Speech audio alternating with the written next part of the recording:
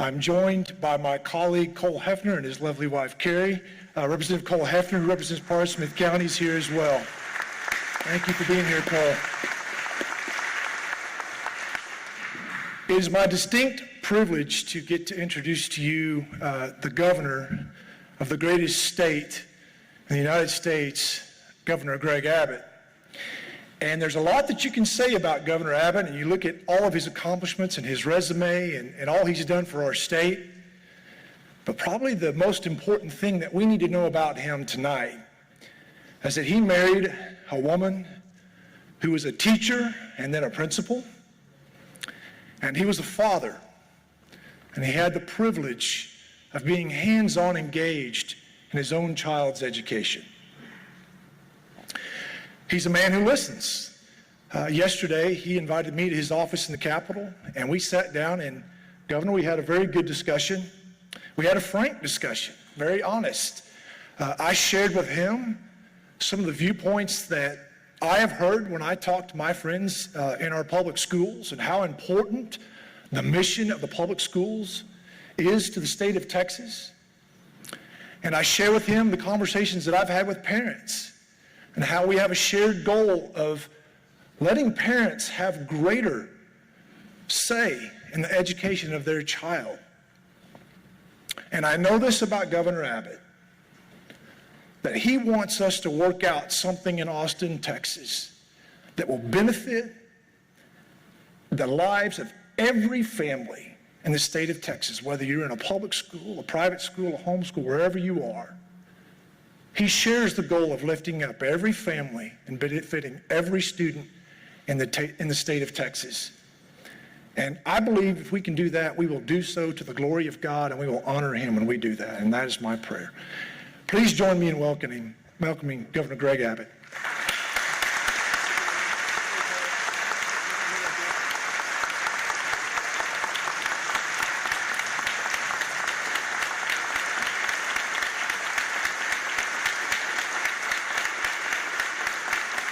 Thank you all very much. Well, I want to start out by thanking Matt Schaefer for the introduction. But more important than that, I want to thank him for his representation of Tyler, Texas, in the state legislature. You have a true patriot representing you in Austin, Texas, and that is what is needed now more than ever. I too want to thank my friend Cole Hefner for being here and for his friendship and for all the things that we work on together, including the future pathway of education. And I'm very close friends with your state senator, Brian Hughes, who also shares my effort. I want to thank Dr. Ferguson. You know, as Matt Schaefer pointed out, my wife is a former principal, and one thing that you learn through that pathway is that you almost know immediately when you walk onto a campus whether or not that's a good quality campus or if it has problems. The moment we entered the door here tonight, I could tell this is an outstanding educational institution. Thank you, Dr. Ferguson, for what you're doing to help educate the kids in this region.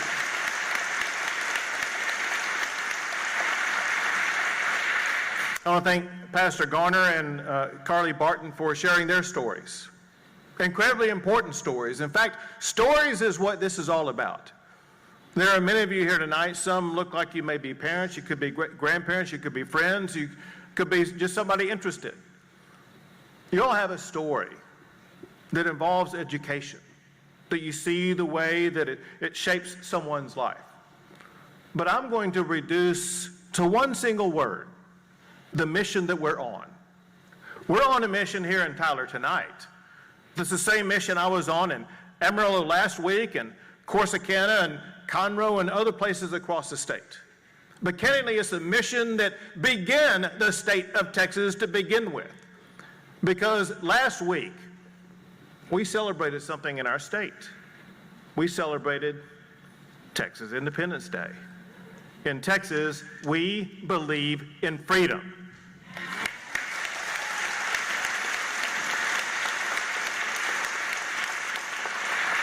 And when you think about it, there may be no more profound freedom that's actually necessary than the freedom of parents being empowered to make the best decisions for their child? Why should a parent relinquish that power to somebody else? That somebody else can, and in some cases has, steered a parent's child down the wrong pathway.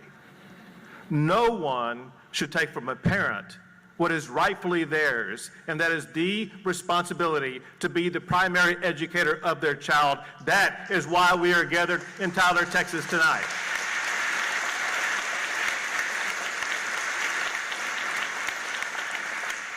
Let me emphasize and underscore in bold and in caps to begin with.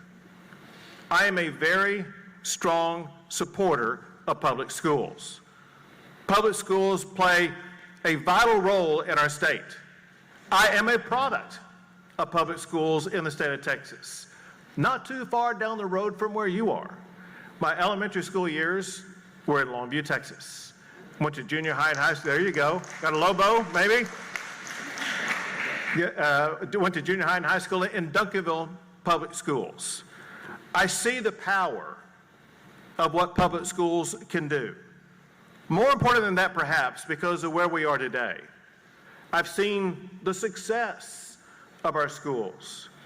Texas, you know, I'm proud, Dr. Ferguson, to hear that you were ranked as a blue ribbon school for a couple of years. I'm proud to tell you, as we gather in Tyler tonight, in the most recent announcements, Texas ranks #1 in the entire United States of America for more blue ribbon schools than any state in the United States of America.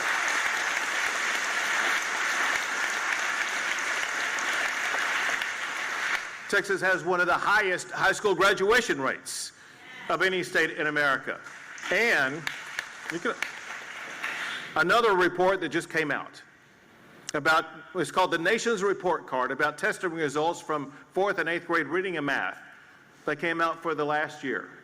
I'm proud to tell you this, and that is, if you look at all the large states, and listen, the large states like Texas and Florida and California, New York and Tennessee, Illinois, et cetera, they're a little bit different than Connecticut and Kansas. We know that. But if you look at the top 10 most populous states in the country, in Texas, black students in math and reading were ranked #1 among all those states.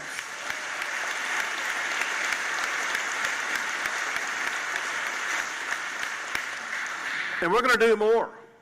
Listen, I'm proud to tell you that no governor has authorized and signed his name to a budget that provided more spending for education than any governor in the history of Texas.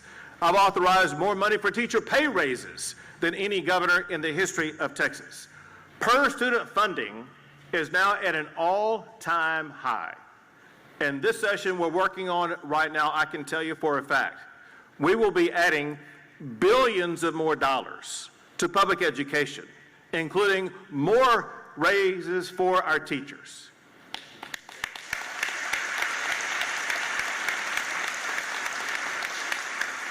But all that said, I think everybody here would agree with me with this fact. More money does not always lead to better results. You know, when I was growing up in Longview, we were taught the basics: reading, writing, math, and science. But we were also taught something very profound. We were inspired by our country's founding and how it stands apart from the rest of the world as the beacon for liberty and opportunity.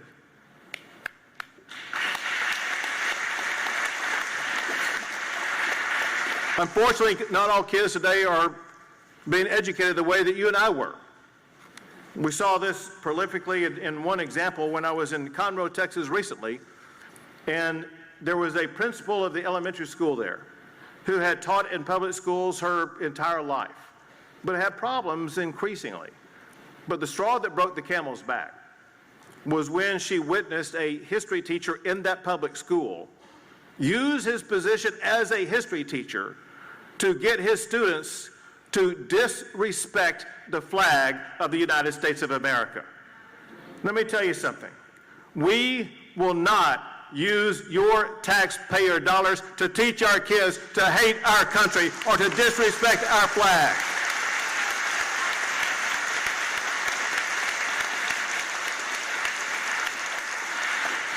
If I was asked, okay, name just one thing, and only one thing that should be taught in our schools, it would be this. Teach our students, our next generation, why and how 13 colonies went on to become the mightiest and strongest and the best country in the history of the entire world, and what must be done to perpetuate it.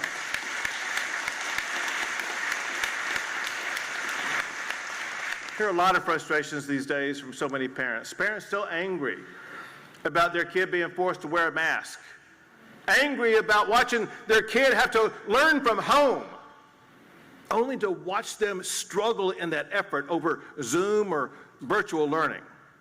And in front of their parents' very own eyes, watching their child fall behind. And it seemed like it was around that time when kids were learning from home during COVID, when parents really began to learn a whole lot more of what was being taught to their kids in school. And now has been exposed dramatically, and I gotta tell you, anyone who thinks this is something that happens maybe in Dallas and Houston would be wrong. It happens in urban, suburban, and rural areas where parents are angry about their child having a woke agenda forced on them. Let me tell you something. Schools should not be pushing woke agendas. Our schools are for education, not indoctrination.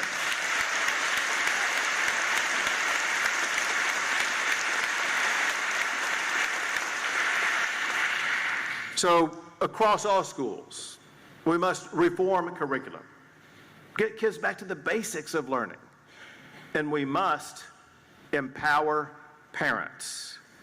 Parents have the right and deserve access to curriculum, to a child library, and what their children are being taught. And we will accomplish that and more with my Parental Bill of Rights that we will pass this session to protect all parents in all schools across the entire state of Texas.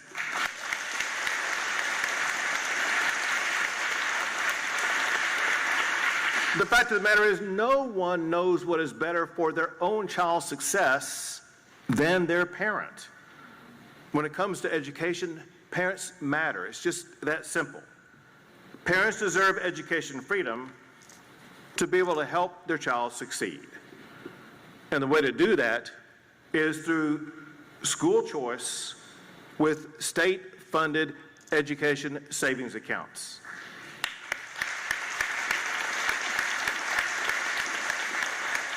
We've seen them work very effectively in other states, and we've also already seen them work here in the state of Texas.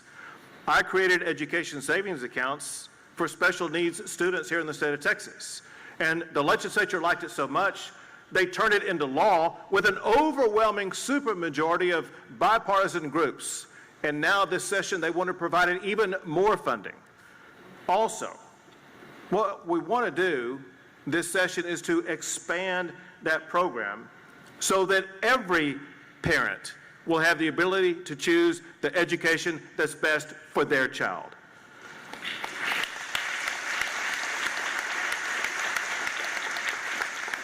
Now, it gets kind of confusing because a lot of people raise a lot of concerns about this. And listen, when new things come along, there's always some concerns.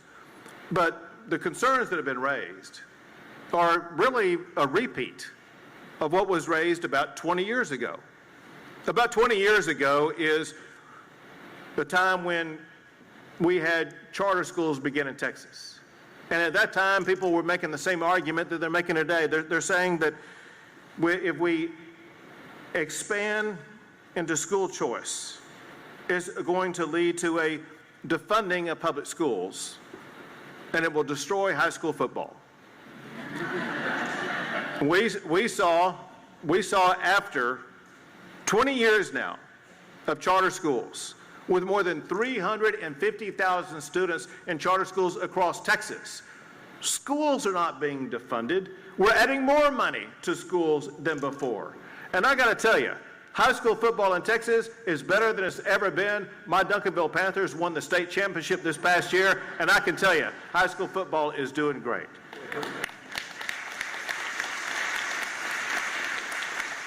But to put a punctuation point on this, under this school choice program, all public schools will be fully funded for every student.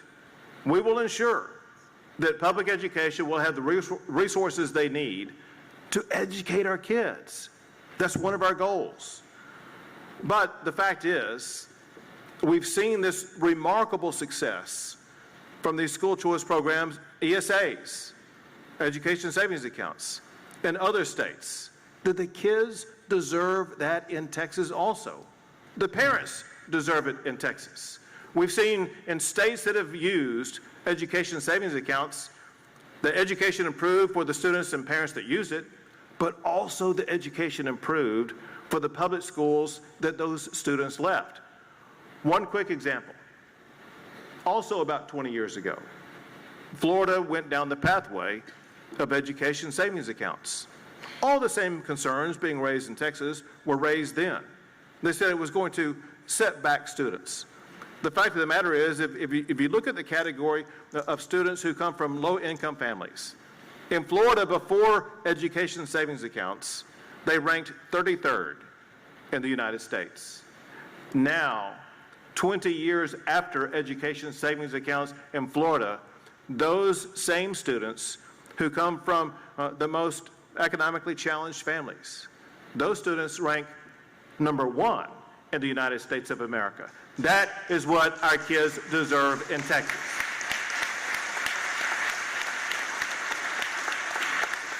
So this is not an either-or situation. People say you got to either be for school choice or for public schools, one or the other. Have it one way or the other. That's not the case. We can have it both ways. We can both improve public education while at the very same time empower our parents. And know this, the concepts I'm talking about are extraordinarily popular among all segments of the state of Texas. If you're a Republican, a Democrat, or an independent, large majorities support it. If you're black, white, Hispanic, or Asian, large majorities support it. If you're from urban, suburban, or rural Texas, large majorities support this. And the reason is obvious. Parents want empowerment over the future of their own children. Well, this issue is so vital to our state, I made education freedom an emergency item this legislative session to make sure we get this passed.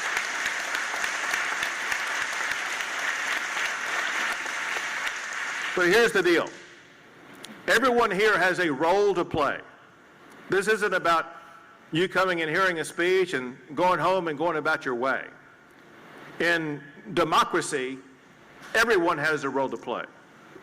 Know this fact. While you're busy with your kids, while you're busy on education here in Tyler, while you're busy at your job, earning a living, going to the grocery store, cooking meals, taking care of your home, whatever, there are people who are paid for a living.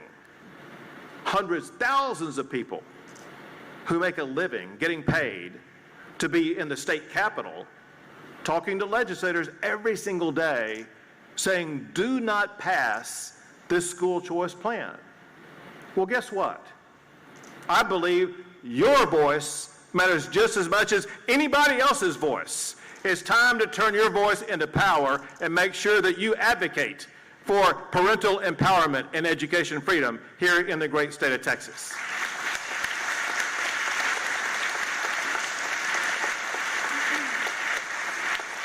The way to do that's going to be simple. You may be thinking, well, I really don't have time for that, whatever. You have 5 minutes. I know that much. You got 5 minutes. 5 minutes is all the time it takes. As Mandy, the next speaker, will explain to you, all you need to do is to call your legislator, call your House of Representatives member, call your Senate member, and let them know what your position is on school choice, what your position is on parental empowerment. And you may not talk to them, You may talk to the receptionist or the person in charge of the policy that takes note. And when you call, they will take note. Who's for it, who's against it. And if you don't like to call, you can email, you can text. There's so many ways you can communicate. You cannot avoid it. You can also not avoid the future of your kids or our kids. You can't avoid it. You can look the other way, but the fact of the matter is the future of Texas, in fact, what we're living with today, is and will always be, and to some extent, a byproduct of what is going on in the classroom. This is not something that you can turn your back on. The time to get involved is now. The time to put your voice into play is now. So let me close with two ideas. One is this notion. Many of you may be familiar, because you may have heard it from me or from some others, what our goal and aspiration has been as it concerns jobs and the economy. I made it very clear when I first became governor what our position was and what our goal was. Our goal was to be number one. Last week I received what's called the Governor's Cup. The Governor's Cup goes to the state that ranks number one amongst all states in the United States for the most new jobs created from economic development projects. Texas is number one in the United States for the most jobs added and the strongest economy.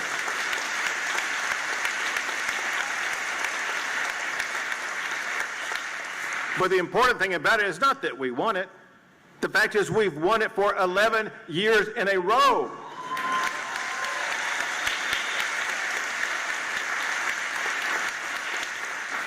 When I became governor in my first State of the State address, I noticed how other states were ahead of Texas as it concerned higher education. And they had more what are called Tier 1 research universities. I said, Texas belongs being number one. We made the investments, we employed the strategy, and I'm proud to tell you as we're in Tyler, Texas tonight, Texas now ranks number one among the states in the United States for the most Tier 1 universities.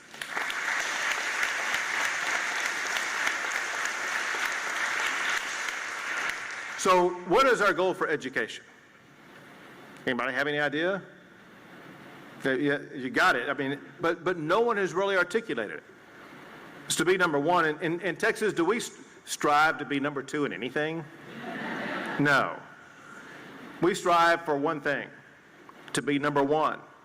And there is a first step on the pathway to being number one. And that's to articulate our goal, our mission, our focus of what we want to achieve. In Texas, we want to achieve number one status for our students, have our students be the best educated students of any state in the United States of America.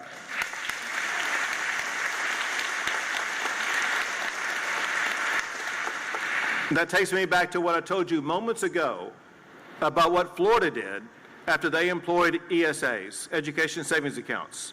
The reason why I'm advancing this idea, this strategy of parental empowerment is because I know it is the pathway that will take us down the road of becoming number one for education for our kids. And then the final thing is this. As a lot of you all know, you know already why I'm in a wheelchair. Some may not. What happened is I lived my life in Longview and Duncanville and into my adult life until I was 26 years old, walking like anybody else. But one day I was out running. This day when I was out running, a huge oak tree, far taller than the roof of this room, crashed down onto my back, fracturing my vertebrae into my spinal cord, leaving me immediately paralyzed and never able to walk. The fact is, it would have been easy to give up. It would have been easy to quit. It would have been easy to be dependent upon the government to pay all my bills. It'd be easy to feel sorry for myself. But I made a decision early on. I would not let my life be defined by that enormous challenge that I faced. Instead, I would determine my future by the way that I respond to the challenge that I faced.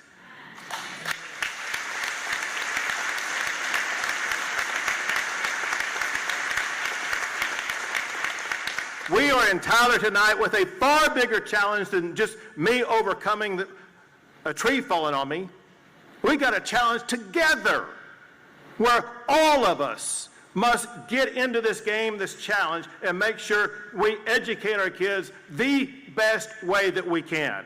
And I cannot do it alone. I cannot stand alone and get this across the finish line. I need you standing with me every step of the way to make sure we empower parents to educate our kids better than any state in America.